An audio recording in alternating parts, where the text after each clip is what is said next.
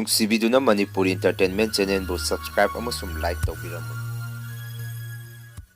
ꯃꯌꯥꯝꯕꯨ ꯑꯍꯥꯟꯕꯃꯛꯇꯗ ꯀꯣꯛꯅꯣꯟꯅ ꯈꯣꯏꯔꯝꯖꯔꯤ꯫ ꯉꯁꯤꯁꯨ ꯑꯁꯦꯡꯕ ꯊꯣꯛꯈꯤꯕ ꯀꯤꯔꯕ ꯋꯥꯔꯤ ꯑꯃ ꯃꯌꯥꯝꯒꯤꯗꯃꯛꯇ ꯄꯨꯗꯨꯅ ꯂꯥꯛꯆꯔꯤ꯫ ꯋꯥꯔꯤ ꯑꯁꯤꯕꯨ ꯂꯥꯟꯊꯣꯛꯆꯈꯤꯕ ꯃꯇꯝꯗ ꯁꯣꯏꯈꯤꯕ ꯂꯥꯟꯈꯤꯕ ꯌꯥꯎꯔꯕꯁꯨ ꯃꯌꯥꯝꯗ ꯉꯥꯛꯄꯤꯌꯨ ꯍꯥꯏꯖꯔꯤ꯫ ꯐꯔꯦ ꯑꯗꯨꯗꯤ ꯃꯌꯥꯝ ꯋꯥꯔꯤ ꯑꯁꯤ ꯍꯧꯅꯕ ꯇꯧꯖꯔꯒꯦ꯫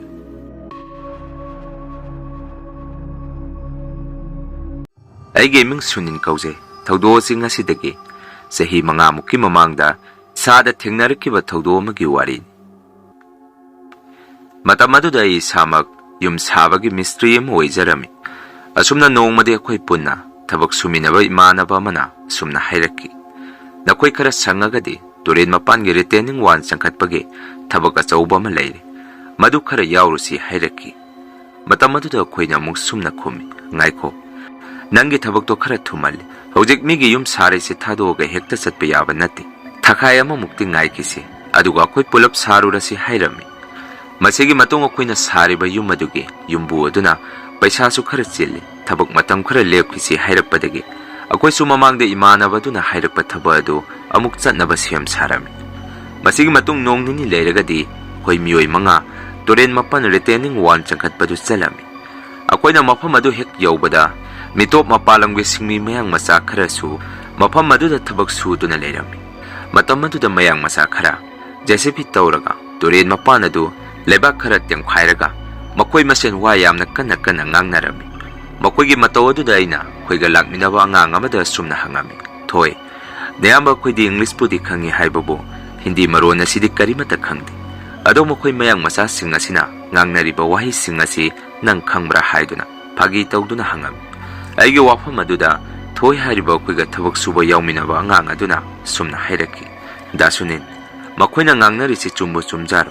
ꯃꯈꯣꯏꯅ ꯂꯩꯕꯥꯛ ꯇꯧꯈꯥꯏꯔꯤꯕ ꯃꯐꯝ ꯑꯁꯤ ꯃꯈꯥꯗꯒꯤ ꯊꯕꯛ ꯍꯦꯛ ꯍꯧꯔꯛꯄꯗ ꯍꯦꯛꯇ ꯅꯤꯡꯈꯥꯏꯔꯛꯏ ꯍꯥꯏ꯫ ꯍꯥꯟꯅꯁꯨ ꯃꯐꯝ ꯑꯁꯤ ꯆꯪꯈꯠꯄ ꯂꯣꯏꯈ꯭ꯔ ꯃꯥꯜꯂꯤ, ꯇꯧꯕꯗꯕꯨ ꯅꯨꯃꯤꯠ ꯅꯤꯅꯤ ꯐꯥꯗ꯭ꯔꯤꯉꯩꯗ ꯔꯤꯇꯦꯅꯤꯡ ꯋꯥꯜꯁꯤ ꯍꯦꯛꯇ ꯅꯤꯡꯈꯥꯏꯔꯛꯏ ꯍꯥꯏꯅꯤ꯫ ꯆꯨꯝꯕ꯭ꯔꯥ ꯂꯥꯟꯕ꯭ꯔꯥꯗꯤ ꯈꯪꯗꯦ" ꯍꯥꯏꯔꯛꯈꯤ꯫ ꯃꯗꯨꯗ ꯑꯩꯅ ꯑꯃꯨꯛ, "ꯍꯦꯔꯥ, ꯅꯪꯅ ꯃꯔꯣꯜ ꯑꯃ ꯆꯨꯝꯃꯤꯔ ꯂꯥꯜꯂꯤꯔ ꯄꯨꯡꯉꯥꯡꯗ ꯉꯥꯡꯉꯤ꯫ ꯃꯈꯣꯏꯅ ꯍꯩꯇꯕꯒꯤ ꯑꯣꯏꯔꯤꯅꯤ꯫ ꯁꯣꯔꯣꯛ ꯂꯝꯕꯦꯟ ꯑꯁꯤꯁꯨ ꯈꯔ ꯅꯝꯅ ꯎꯏ, ꯑꯩꯈꯣꯏ ꯂꯥꯛꯑꯒꯗꯤ ꯀꯔꯤꯁꯨ ꯅꯤꯡꯈꯥꯏꯔꯔꯣꯏ" ꯍꯥꯏꯔꯝꯃꯤ꯫ ꯁꯨꯝꯅ ꯑꯩꯈꯣꯏꯁꯨ ꯇꯨꯔꯦꯟ ꯃꯄꯥꯟ ꯑꯗꯨꯗ ꯑꯩꯈꯣꯏ ꯃꯌꯥꯝ ꯂꯩꯕ ꯌꯥꯅꯕ ꯈꯣꯂꯥ ꯃꯆꯥ ꯑꯃ ꯗꯝꯕꯨꯔ ꯇꯧꯗꯨꯅ ꯈꯟꯀꯠꯂꯝꯃꯤ꯫ ꯃꯇꯝ ꯑꯗꯨꯗ ꯃꯌꯥꯡ ꯃꯆꯥꯁꯤꯡ ꯑꯗꯨꯅ ꯑꯩꯈꯣꯏꯗ ꯃꯨꯟꯅ ꯃꯨꯟꯅ ꯌꯦꯡꯅꯗꯨꯅ ꯃꯈꯣꯏ ꯃꯁꯦꯟ ꯀꯔꯤꯅꯣ ꯃꯆꯤꯟꯗ ꯆꯤꯕꯣꯟ ꯆꯤꯕꯣꯟ ꯋꯥꯔꯤ ꯈꯔ ꯁꯥꯟꯅꯕ ꯎꯔꯝꯃꯤ꯫ ꯑꯗꯨꯒ ꯃꯈꯣꯏꯗꯤ ꯂꯝꯕꯦꯟ ꯑꯗꯨꯒꯤ ꯁꯣꯔꯣꯛ ꯃꯇꯥꯏ ꯃꯊꯛ ꯋꯥꯏꯗ ꯃꯈꯣꯏꯒꯤ ꯂꯩꯅꯕ ꯈꯣꯂꯥ ꯑꯗꯨ ꯁꯦꯝꯗꯨꯅ ꯂꯩ꯫ ꯇꯨꯔꯦꯟ ꯃꯄꯥꯟ ꯑꯗꯨꯗꯗꯤ ꯃꯈꯣꯏ ꯑꯃꯠꯇ ꯂꯩꯕ ꯎꯔꯝꯗꯦ꯫ ꯑꯩꯁꯨ ꯃꯈꯣꯏꯒꯤ ꯃꯇꯧ ꯑꯗꯨꯗ ꯈꯔ ꯆꯤꯡꯅꯔꯛꯄꯗꯒꯤ ꯑꯩꯈꯣꯏ ꯀꯥꯡꯕꯨꯗ ꯑꯩꯅ ꯁꯨꯝꯅ ꯍꯥꯏꯔꯝꯃꯤ, "ꯀꯔꯤꯒꯤꯅꯣ ꯃꯌꯥꯡ ꯃꯆꯥꯁꯤꯡ ꯑꯁꯤꯅ ꯃꯈꯥꯗ ꯑꯃꯠꯇ ꯂꯩꯇ꯭ꯔꯤꯁꯤꯕꯨ? ꯃꯊꯛꯇ ꯃꯈꯣꯏꯒꯤ ꯂꯩꯐꯝ ꯈꯣꯂꯥ ꯉꯥꯛꯇꯅꯤ ꯂꯩꯔꯤꯁꯤ" ꯍꯥꯏꯔꯝꯃꯤ꯫ ꯑꯩꯒꯤ ꯋꯥꯐꯝ ꯑꯗꯨꯗ ꯏꯃꯥꯟꯅꯕ ꯑꯃꯅ ꯑꯃꯨꯛ ꯁꯨꯝꯅ ꯈꯨꯝꯃꯛꯈꯤ, "ꯌꯥꯔꯦ ꯇꯣ, ꯅꯨꯃꯤꯗꯥꯡ ꯌꯨ ꯈꯔ ꯊꯛꯆꯜꯂꯒ ꯒꯥꯔꯤ ꯑꯆꯧꯕ ꯑꯃꯅ ꯃꯈꯣꯏ ꯄꯨꯂꯞ ꯁꯝꯗꯠꯂꯒ ꯆꯠꯈ꯭ꯔꯕꯗꯤ ꯃꯈꯣꯏ ꯗꯁꯥ ꯇꯥꯅꯤ꯫ ꯑꯩꯈꯣꯏꯗꯤ ꯃꯈꯥꯗ ꯁꯨꯝ ꯂꯩꯔꯁꯤ꯫ ꯁꯥꯏꯁꯤꯗ ꯂꯩꯕ ꯂꯩꯁꯥꯕꯤ ꯃꯆꯥꯁꯤꯡ ꯊꯣꯔꯛꯑꯒꯗꯤ ꯏꯁꯨ ꯏꯀꯥꯏ꯫ ꯑꯩꯈꯣꯏꯅ ꯃꯈꯥꯗ ꯂꯩꯔꯤꯕꯁꯤꯗꯤ ꯀꯅꯥꯃꯠꯇꯅꯁꯨ ꯎꯔꯔꯣꯏ" ꯍꯥꯏꯔꯛꯈꯤ꯫ ꯃꯗꯨꯗ ꯑꯩꯅ ꯑꯃꯨꯛ, "ꯍꯣꯏꯅꯦ, ꯑꯗꯨꯕꯨꯗꯤ ꯆꯨꯝꯃꯤ. ꯑꯗꯣ ꯇꯨꯔꯦꯟ ꯃꯈꯥꯁꯤꯕꯨ ꯊꯥꯏꯅ ꯃꯤ ꯁꯤꯈꯤꯕꯒꯤ ꯃꯣꯡꯐꯝꯒ ꯂꯩꯕꯖꯥꯔꯣ? ꯃꯣꯏꯅ ꯇꯨꯝꯃꯨ ꯌꯥꯗ꯭ꯔꯤꯁꯦ" ꯍꯥꯏꯔꯝꯃꯤ꯫ ꯑꯩꯒꯤ ꯋꯥꯐꯝ ꯑꯗꯨꯗ ꯑꯍꯜ ꯑꯃꯅ ꯑꯃꯨꯛ ꯁꯨꯝꯅ ꯈꯨꯝꯃꯛꯈꯤ, "ꯑꯗꯨ ꯂꯩꯔꯒ ꯀꯩꯗꯧꯔꯒꯦ? ꯃꯩꯇꯥ ꯂꯣꯏꯅ ꯑꯣꯜꯂꯝꯃꯅꯤ. ꯌꯥꯔꯦ ꯇꯣ, ꯆꯥꯛ ꯂꯥꯝꯃꯤ.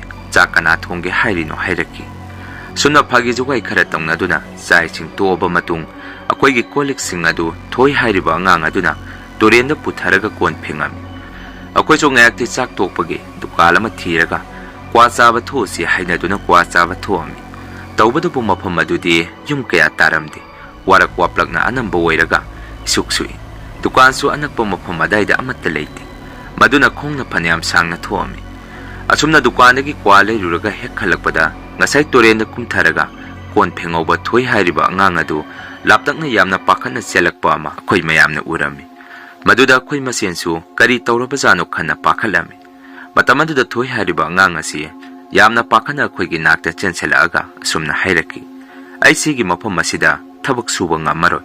ꯉꯁꯥꯏ ꯑꯩꯅ ꯀꯣꯟ ꯐꯦꯡꯕ ꯂꯣꯏꯔꯒ ꯀꯥꯈꯠꯂꯛꯀꯦ ꯍꯦꯛ ꯇꯧꯔꯛꯄꯗ ꯈꯣꯂꯥ ꯃꯅꯨꯡꯗꯒꯤ ꯑꯉꯥꯡ ꯃꯆꯥ ꯑꯃꯒ ꯑꯍꯜ ꯑꯃꯒ ꯇꯨꯃꯤꯟꯅ ꯊꯣꯛꯈꯤ꯫ ꯃꯗꯨꯗ ꯑꯩꯅ ꯀꯔꯤꯒꯤꯅꯣ ꯃꯈꯣꯏꯅ ꯈꯣꯂꯥꯗ ꯆꯪꯉꯛꯏꯁꯦ ꯈꯟꯗꯨꯅ ꯀꯧꯗꯨꯅ ꯆꯪꯁꯤꯜꯂꯨꯕꯗ ꯇꯨꯃꯤꯟꯅ ꯑꯃꯝꯕ ꯃꯔꯛ ꯂꯐꯨ ꯍꯧꯕ ꯃꯔꯛ ꯑꯗꯨꯗ ꯆꯪꯈꯤ꯫ ꯑꯩꯅ ꯃꯌꯥꯡ ꯃꯆꯥꯁꯤꯡ ꯑꯗꯨꯗ ꯃꯁꯛ ꯈꯪꯕ꯭ꯔꯥ ꯍꯪꯕꯗ Makoy masiensu munna yengnay, karimata hairakti.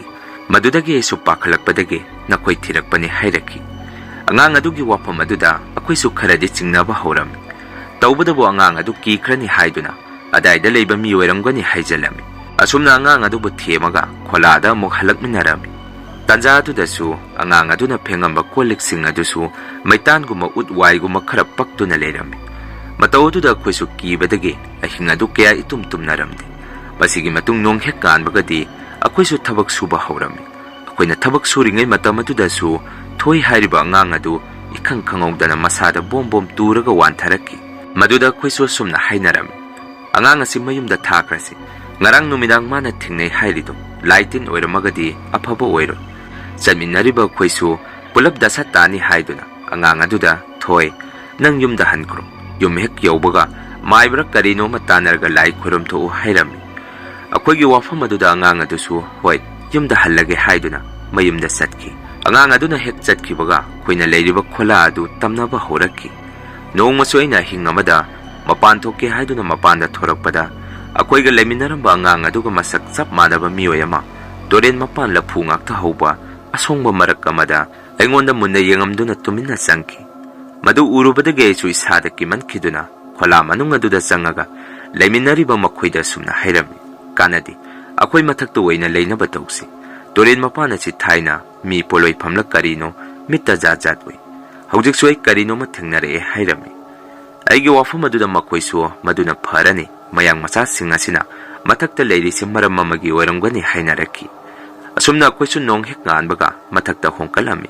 Masigi matong nong nini layraga, doren makada jesibi tawraga, lebak ting khaiba horakpada, Chapu masa gumba mi poloy kibagi maitan gumba kiraba posak kaya thengnarami.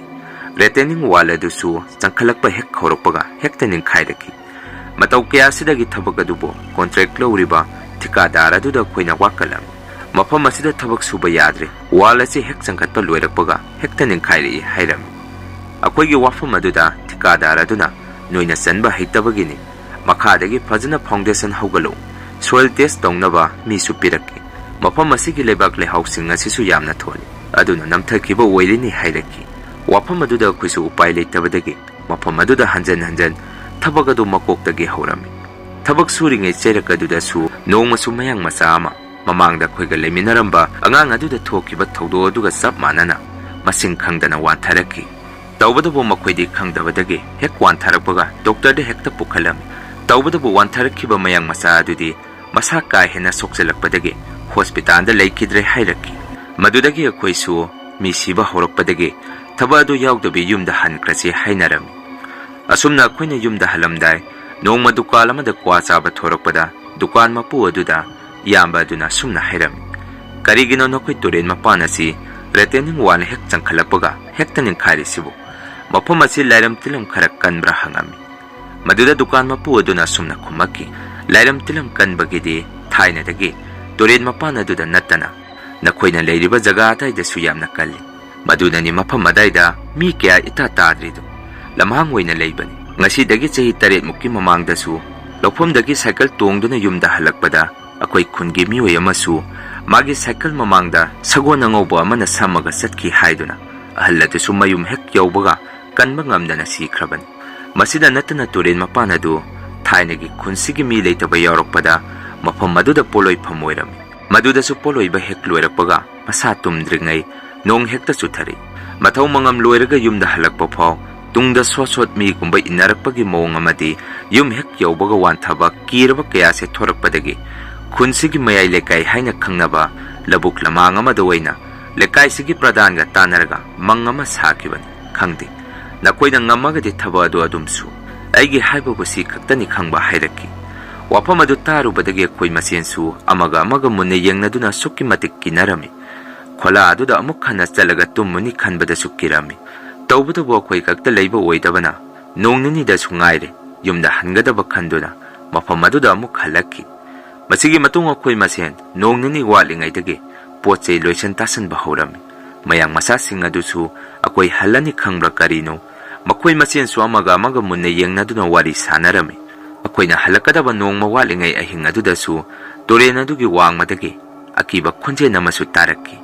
Miyoy amada kanaguma kharana fuba cheiba gi mawongda yamna wana law khongbagi makhol amasu tarakki matam adudadi mayang masa sing adusu haugalaki akhoi su makhoi ga punna torchlight kaptuna turen wangma domde yengami tawbadabu khonjen khak taraga mi masakti amata uramde numituma su akiba kayana khoi amata tumna khide nong hek kanbagadi akhoi su yumda halaami aduga thoi koba angang adusu unarami matam aduda angang aduna sumna hairaki dasunen aina yum hek yawbaga aisu yamna kanna narakpadagi ima hoina maiba ma kauraga yenghanbada asumna haire karigumba ina mafam aduda nongnini da chontharaga hek lerambada ai thawai mangani hai aina thengnarkiba sing adusu afataba lai ngaktani hai pawo se chu nakhoida tamba laki khanbani adubu imungi mioi singna mafam aduda amuk khana sat khanu thingbadagi aisu upai leitri nakhoisu halaubo yamna phare hairaki asumna mafam adudagi kiraba thodok sing achi thengnaraki hauji su mafam adu retaining wan changkhatpa ngamdana hanagum adum leiri hainari masini mayam ngasigi rian horror story mathangi wari thagalakpada mayam punna muk thengnarasi ngasigi de mayam dagi kainanaba bidai lausari